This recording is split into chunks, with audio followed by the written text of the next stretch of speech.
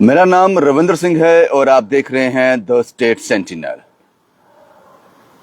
विरोध प्रदर्शन क्या होता है, प्रोटेस्ट क्या होता है, उसके करने का अंदाज क्या होता है, उसकी भूमिका क्या होती है, ये सिखा दिया इस आदमी ने। 15वें दिन में दाखिल हो गया सोनम वांगचुक का अमरण अनशन, जो दिल्ली जंतर मंतर में वो कर रहे हैं। डिमांड है कि नीट पेपर जो लीक हुआ था, बाकी पेपर जो लीक हो जाते हैं, उसको लेकर किसी को जिम्मेदारी लेनी पड़ेगी। कोई कह सकता है कि सोनम वांगचुक का ये प्रोटेस्ट जो है बेबुनियाद है, गलत है। कोई कह सकता है ऐसा? नहीं। वो किसके लिए ये लड़ाई लड़ रहे हैं? किसके लिए? उन्होंने जो हासिल करना था वो कर लिया अपने जीवन में। बहुत मेहनत की, बहुत ही काबिल इंसान। सोनम वांगचुक जैसे हीरे को मरने मत देना भारत, ये आपको दोबारा नहीं मिलेगा। सदी में एक बार पैदा होते हैं ऐसे शख्स जिसको हमें अपने सर पर बिठाना चाहिए था, जो भारत की शान है, भारत का हीरा है सोनम वांगचुक। 15 दिन से वो भूखे हैं और उनकी हालत ठीक नहीं, और सरकार से अभी तक कोई उनसे मिलने नहीं आया। क्या मांग क्या रहे हैं वो? किसके लिए मांग रहे हैं? उनके साथ और 25 लोग भी बैठे हैं इस अमरण अनशन में। कुछ अस्पताल पहुंच गए, कईयों की स्थिति गंभीर है। लद्दाख के उस सर्द मौसम में रहने वाले सोनम वांगचुक दिल्ली की गर्मी सहन कर रहे हैं और उसके साथ साथ भूख। 15 दिन, हालत ठीक नहीं है। अगर भारत ने यह हीरा खो दिया तो सारी उम्र आपको अफसोस रहेगा कि कुदरत ने ये हमें नवाजा था, ये हमें दिया था। और खासकर मैं इसलिए भी इस रिपोर्ट को इतनी गंभीरता से कर रहा हूं कि जब लद्दाख यूटी नहीं था, जम्मू कश्मीर यूटी नहीं था, जम्मू कश्मीर लद्दाख एक था, तो मैं इन अदर वर्ड्स कह सकता हूं कि जम्मू कश्मीर के नागरिक। सोनम वांगचुक बहुत ही काबिल इंसान। ऐसा दिमाग सदी में एक बार पैदा होता है। इसको खो मत देना भारत। अभी तो आपने इनसे भारत को और सजाना था, और दूर तक ले जाना था। याद रखिएगा, नीट पे एग्जाम लीक होने में कई बच्चों की मृत्यु हो गई थी जिन्होंने सुसाइड कर लिया था। 22 लाख से ज्यादा स्टूडेंट के साथ धोखा हुआ था। क्या गलत मांग रहे हैं सोनम वांगचुक? क्या गलत मांग रहे हैं? मुझे समझ नहीं आती कि सरकारें इतनी बेदर्द कैसे हो सकती हैं। गलती हर इंसान से होती है। जानबूझकर नहीं की गई होगी ये गलती भी, जो नीट का पेपर लीक हुआ, लेकिन किसी को जिम्मेदारी तो लेनी पड़ेगी। धर्मेंद्र प्रधान का इस्तीफा तो बनता है साहब। इसमें इतनी देरी क्यों? जिम्मेदारी लेनी पड़ेगी उनको।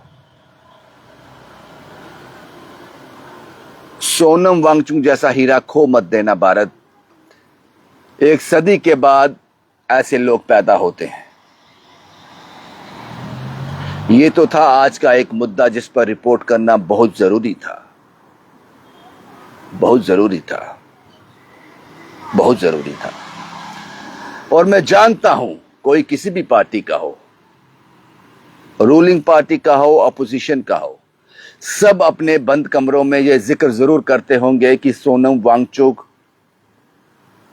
गलत नहीं है, जो मांग रहे हैं वो भी गलत नहीं है। सभी ये कहते होंगे, लेकिन हम ऐसे माहौल में आजकल जी रहे हैं जो हम सोचते हैं, समझते हैं, वो कह नहीं सकते।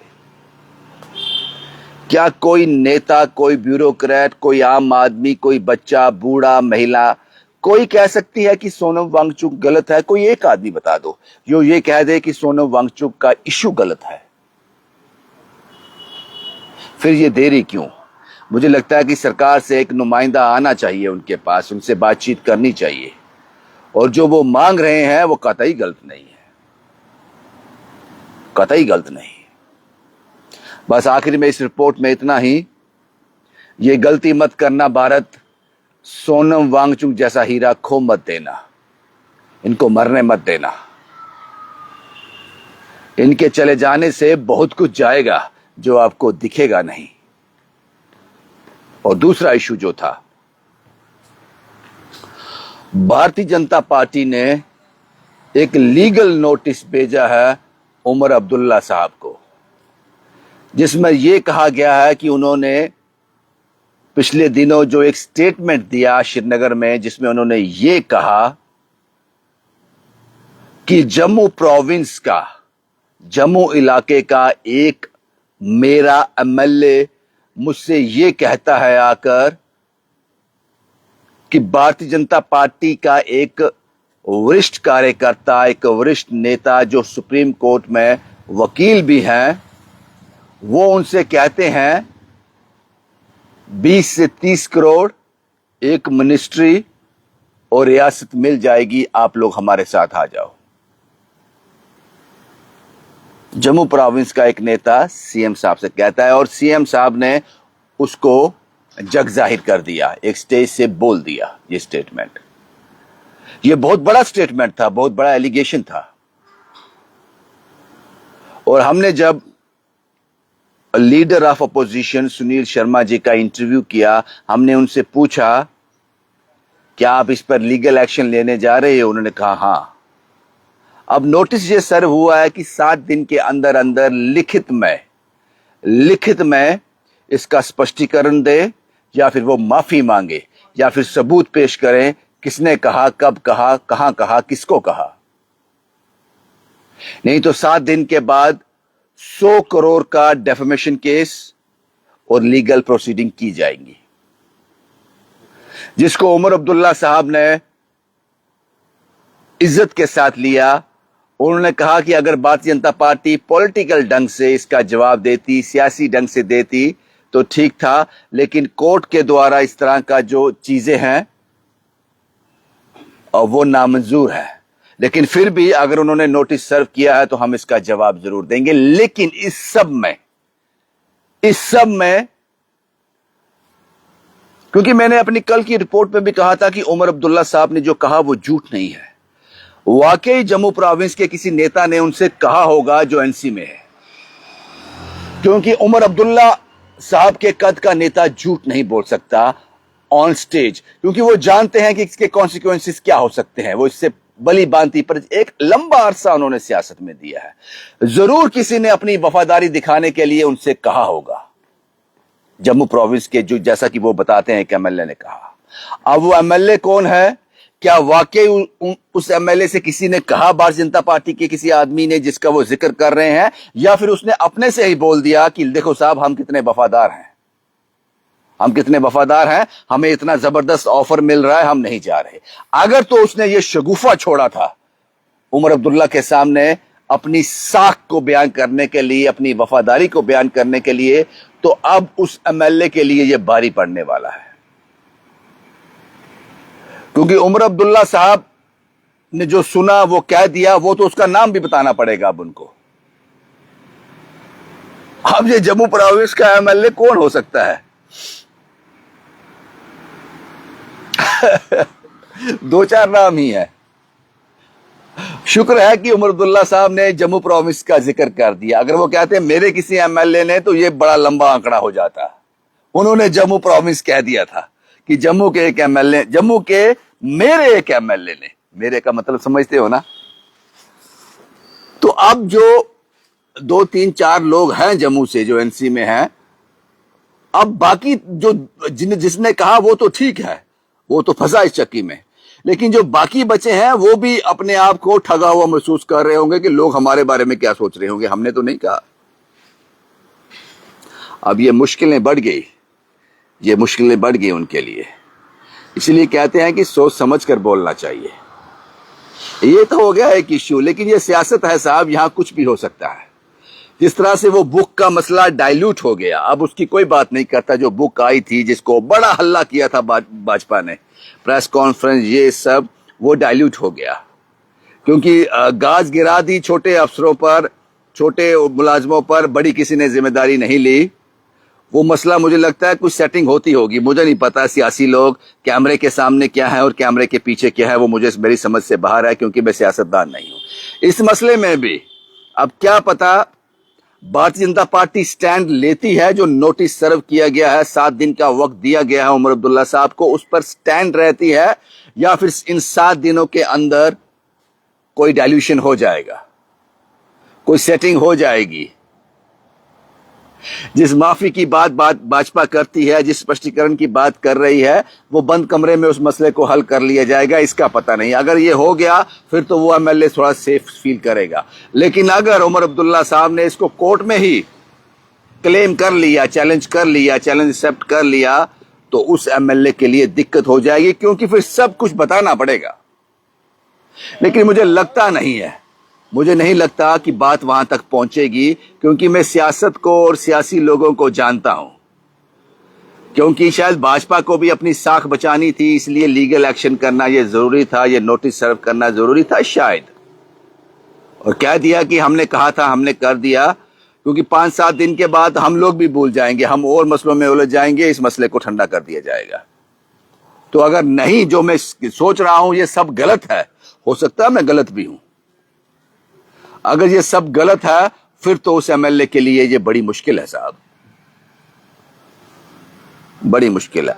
3-4 नाम जो मेरे मन में हैं, जो जम्मू प्रोविंस से हैं, उनमें से एक नाम पर मैं मोहर लगाने का मन भी करता है, लेकिन ओपनली ऐसे बोल नहीं सकता। मैं गलत भी हो सकता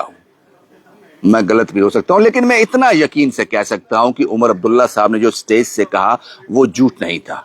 वाकई इनके किसी एमएलए ने इनसे ऐसा कहा होगा, अपनी साख, वफादारी, या फिर हुआ भी होगा, वो क्या पता। वो तो अब भाजपा पूछेगी सवाल।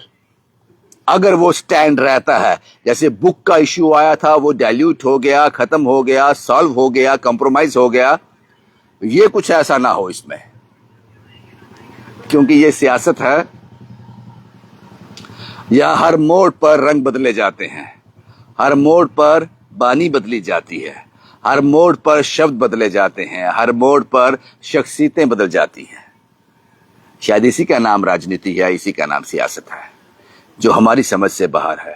और दूसरा, जो पहला इश्यू मैंने आपके साथ डिस्कस किया सोनम वांगचुक साहब का, उस हीरे को मरने मत देना, उसकी चमक को फीका मत होने देना।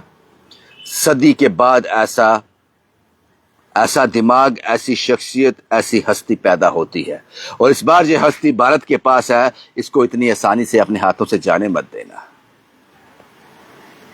जिसको लगता है सोनम वांगचुक का ये प्रोटेस्ट गलत है, कमेंट बॉक्स में जरूर बताना। मैं यकीन से कह सकता हूं कोई नहीं होगा ऐसा। और 20 जुलाई को हमारे जम्मू कश्मीर के नेशनल कॉन्फ्रेंस भी जारी है, स्टेटहुड की मांग करने के लिए जंतर मंतर में। साहब, प्रोटेस्ट करो तो सोनम वांगचुक जैसा करो, सिंबॉलिक ना हो कि हम गए थे करके आ गए। सोनम वांगचुक सिखा रहे हैं कुछ आपको। प्रोटेस्ट करो तो ऐसा हो जिसमें सड़क बंद ना हो, जिसमें हल्ला ना हो, जिसमें गाली गलौच ना हो, जिसमें नारे ना हो, जिसमें हाथ में हथियार ना हो, जिसमें तोड़फोड़ ना हो। बस चैलेंज करना है तो अपने आप को, अगर कोई चीज दांव पे लगानी है तो अपनी जान। बहुत कुछ सिखा रहे हैं सोनम वांगचुक साहब। अगर हिम्मत हुई, प्रोटेस्ट हो तो ऐसा हो। अगर आप स्टेटहुड की मांग करने के लिए जा रहे हो तो बैठ जाओ ना जंतर मंतर पर 15 दिन के भूख हड़ताल पे, मजा आएगा। पूरा भारत आपको देखेगा कि जम्मू कश्मीर को क्या चाहिए, लेकिन उसके लिए ताकत चाहिए, हिम्मत चाहिए, संकल्प चाहिए, इच्छा शक्ति चाहिए, नीयत चाहिए, ईमानदारी चाहिए। और ये सब चीजें एक इंसान में नहीं होती, कोई वर्ला ही होता है सोनम वांगचुक जैसा। आज तो ट्रंप साहब ने भी एक ट्वीट किया है उमर अब्दुल्ला की शान में, जो उमर अब्दुल्ला साहब ने कहा कि हम कहां से लें, जंतर मंतर पे जाके ना लें, दिल्ली से स्टेट ना मांगे तो क्या ट्रंप से मांगे, व्हाइट हाउस के सामने जाकर धरना दे तो ट्रंप साहब ने भी ये बात उनके कानों तक पहुंची। उन्होंने ट्वीट कर कर कहा है कि उमर अब्दुल्ला साहब बहुत बढ़िया कर रहे हैं, जम्मू कश्मीर में स्टेटहुड की बात कर रहे हैं। दो ही लोग ऐसा कर सकते हैं, मैं उनसे बेहतर कर सकता हूं, एक मैं और दूसरा उमर अब्दुल्ला। उनकी शान में कसीदे पड़े हैं और जिसको उमर अब्दुल्ला साहब ने अपने ट्विटर हैंडल पर भी पोस्ट किया है। भाई यही था साहब आज का लेखा जोखा यही था। बहुत कुछ घटित हुआ जम्मू में आज, लेकिन सब कुछ तो मैं आपको नहीं दिखा सकता। लेकिन जो पॉइंट्स हैं जो समाज को प्रभावित करते हैं, लोगों को प्रभावित करते हैं, वो मैं आपके सामने रख देता हूं। शुभम कुमार के साथ Ravindra Singh, the state sentinel के लिए।